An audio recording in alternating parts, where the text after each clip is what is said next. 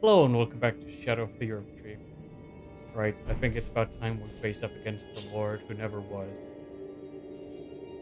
I'm really not sure how this is gonna go, as every single playthrough is a little bit different. Sometimes you just sweep right through some bosses that other times you kind of get stuck on and struggle with. So it's always kind of hard to say. Depths of your foolishness! What, I'm the foolish one here? Nope.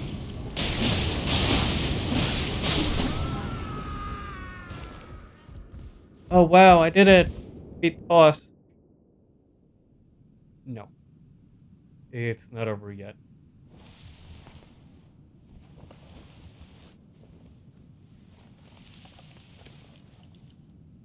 Enough. I have endured more than enough.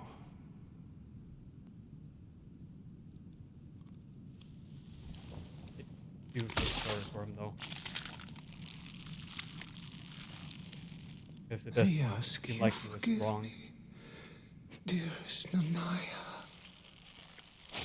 and that it caused him great suffering.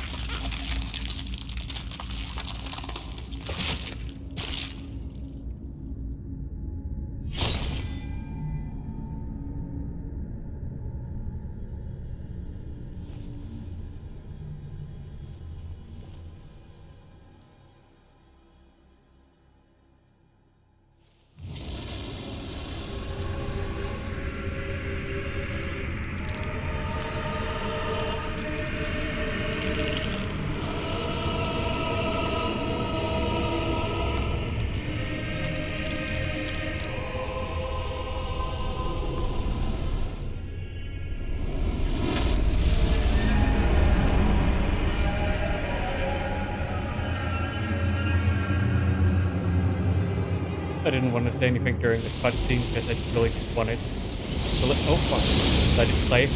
But I can literally hear my heart just pumping in my throat right now.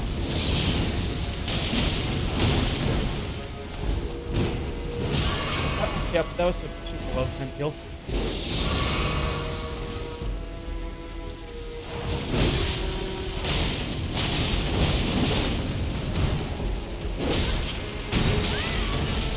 Okay, pretty sure you were striking in the wrong direction for that, but sure.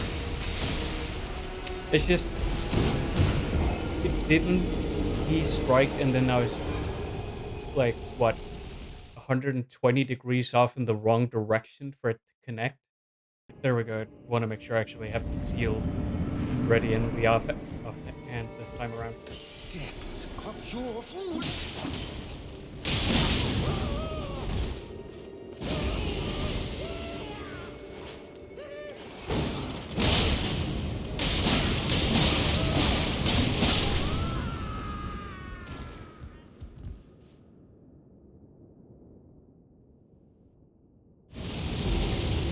And then he casts that twice.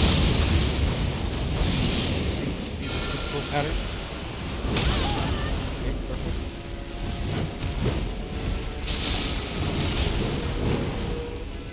Yes. All right.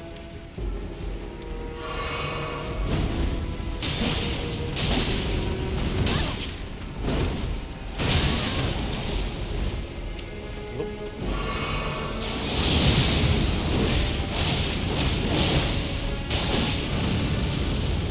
Oh no. All right. So jumping into anything there?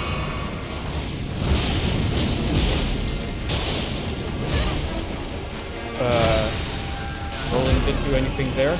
But it did.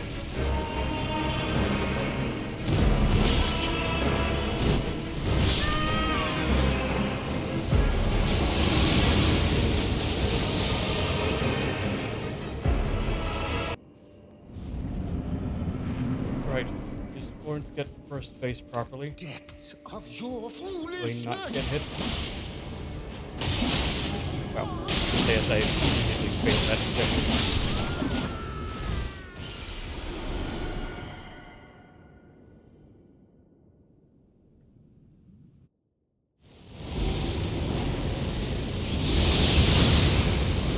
I think if I stay close enough, he should. I think sometimes he does cast again, but if I stay close enough to him, he will only cast. So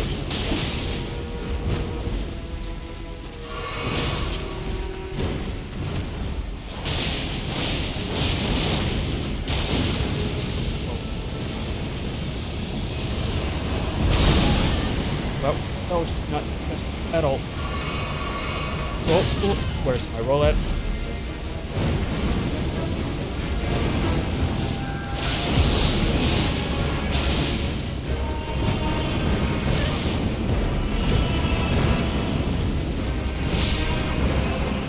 God, I hate when they hold their attacks.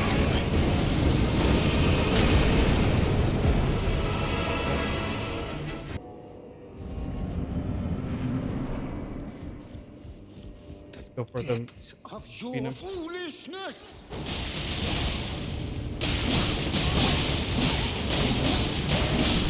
Go.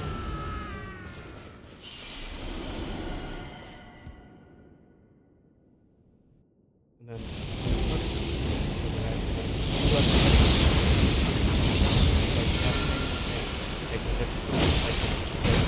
there's any way around that. So once you get it off.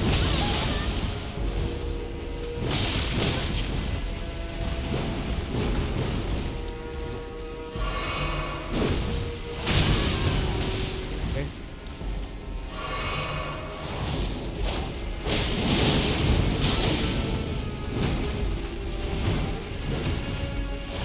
Again.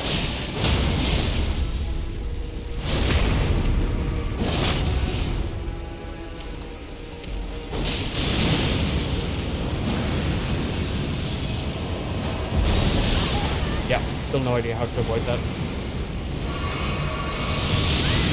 Okay. I see that coming.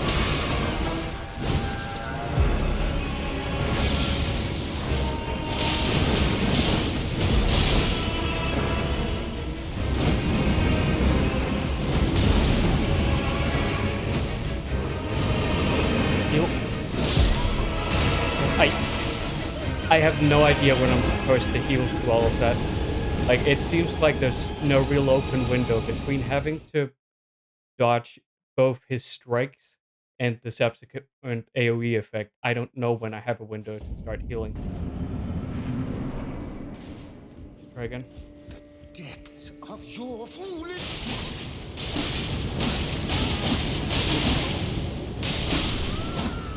One hand, I'm ready to seal. Stamina back.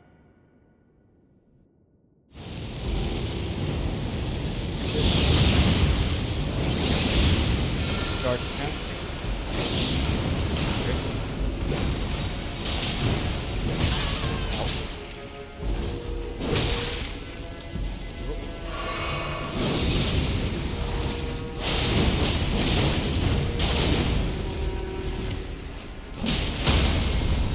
Yes, love to see it.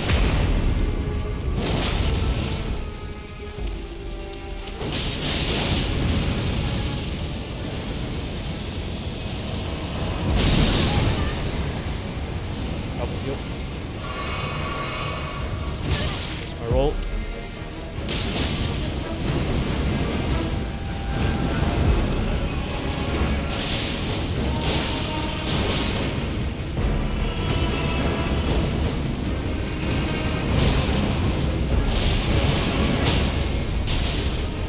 Steal.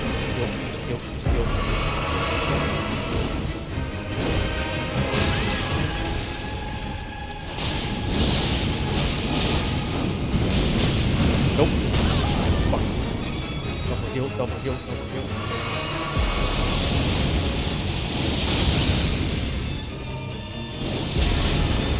Go again. Nope. Wait, that inflicts madness too? heal. That's all we're doing right now. Healing. Fuck. I don't have any FP left. Oh, but he does not have a lot of health left. Yeah, I think he's there. Nope.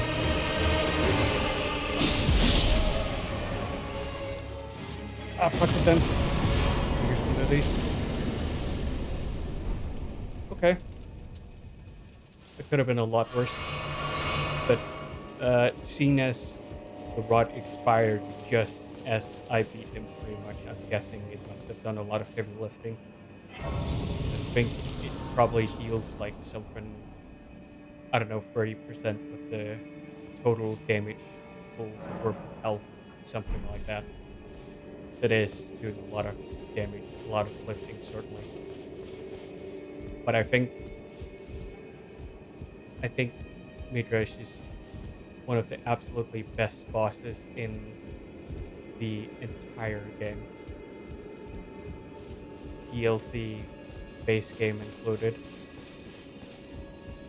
And I think you got a little bit of insight into why when we were over here. Because here, in this corner, we were getting really in sync. Because I think Midra's attack animations are probably some of the best choreographed in the game, in the sense that you have a pretty clear pattern of attack and it's nothing crazy like you just got a lighting effect or everything going everywhere. You're doing, but not. It's it's very predictable effects, I'd say, also because they're pretty much mimic certain player attacks. And if you are within range, by and large, he's just going to use his sword to attack you, which has a very clear pattern. It's very large, has very easily to distinguish swings. The pathing of it is quite obvious. And that's what you saw here, is that we were getting in sync. And once you do that with a boss like that, that has really good attack animations, it's like an elegant dance almost, where you know each other's move and just move accordingly. And it's just perfection. I think it's a great experience. The game like Sekiro is actually pretty good at that sort of experience, but one of the drawbacks of a game like that is obviously you don't really have as much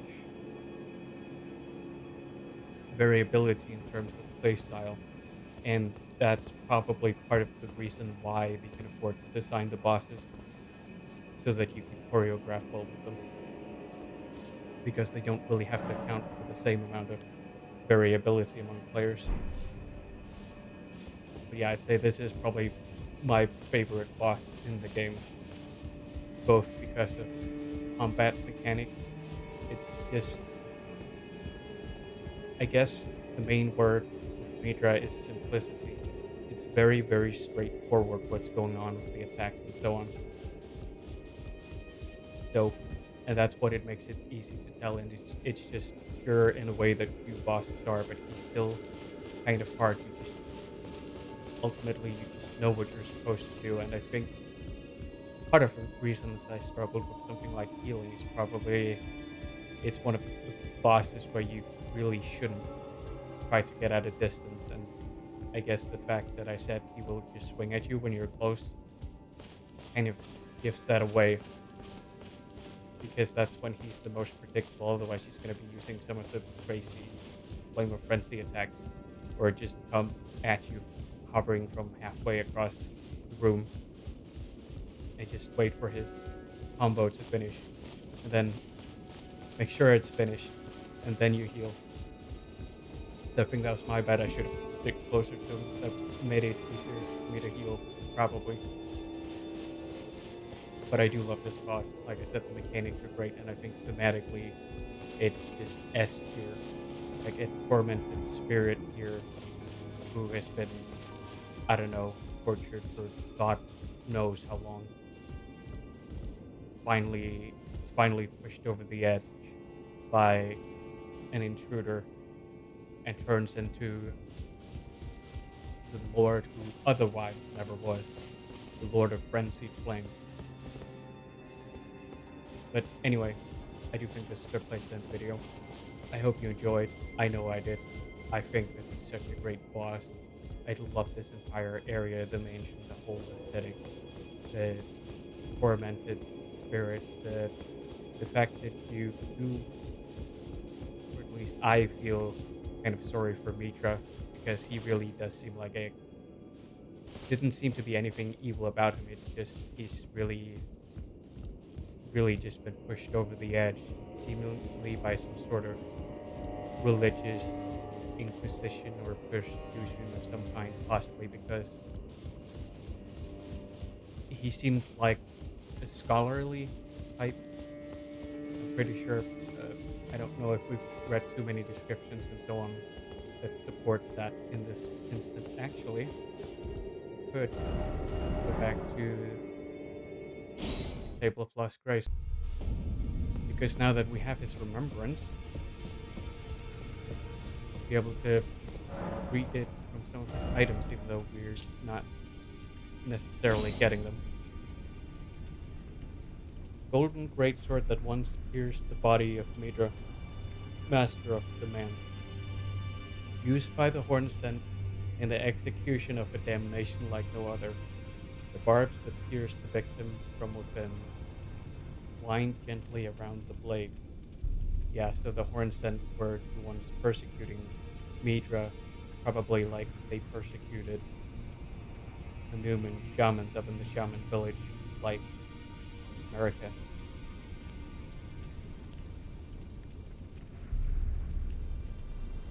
Leap up and skewer foe from overhead if successful. The weapon's barbs unfold to excruciate from within. Else additional input, please barbs in the area. Recipient of the Golden Order in the sight of those fixed on the cross. Incantation in praise of Midra, Lord of Frenzied Flame. Summons an apparition of the Lord's head to spew frenzied flame. The incantation can be used while in motion. The apparition will remain for as long as the input is held. The Lord of Frenzied Flame shall take their torment, despair, their affliction, every sin, every curse, all melted away. Yet, Midra, like others before him, was too weak to become Lord. Yeah, it seems like he was the victim of some sort of religious persecution, seemingly by the Hornsent then. And you can see that pretty clearly by the whole barb object that it's almost like, I guess, somewhat inspired by impalement, except the way he was barbed by it would have killed him because it just went straight through his head, but still, I think it's kind of to demonstrate the torment, because reading in details about how impaling practices and how they were refined historically to keep people alive as long as possible is the stuff of nightmares. Like, it is actually disgusting. And that this was what put him over the edge, kept him in despair. That they outfitted him with this object to make his torment everlasting, I think. That's why I think he is ultimately a character you feel sympathetic towards, even if he turns out to be an antagonist, a boss, in the game's sense. But anyway, I hope you enjoyed. I absolutely love this boss, the mechanics, the themes surrounding it, lore, everything. So if you enjoyed, like, subscribe, whatever else YouTube wants you to do, and as always, take care.